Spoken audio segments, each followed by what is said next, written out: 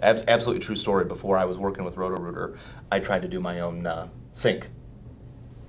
How'd that go? It did not go well, Paul. I had to end up turning around, and I called the Roto-Rooter guy to come in, and he just shook his head and said, I can fix this horror story. And we got all kinds of stories like that in the book. Well, part of being a good Roto-Rooter guy is you need to know when to just shut up. Absolutely. Not condemn the guy for doing it. I wasn't condemned, but it was awful. I'm a guy, right? So of course I can fix plumbing. Yeah, I think of the Three Stooges episode where they plumb themselves into a cage. True. Yes. I think that's happened. Well, there's stories like that all throughout. There's little neat factoids, I think, in the book, that folks can read. But I think the best thing is some of these crazy stories that come through, but then we've got Jason and Grant and Roto-Rooter experts saying, here's what you should have done. And probably the easiest thing to do is probably just call a Roto-Rooter plumber from the very beginning. But yeah, know when you're in over your head, but these guys do see a lot of these different things. And it's fun because they answer that. They don't just criticize. They have a lot of fun with it. So, you can laugh at it. You don't get a lot of finger wagging, which is nice. It's not funny when you're in the middle of a DIY disaster, but when you look back a few years later, maybe you can laugh about it. That's right. It makes for good movies. It makes for good books.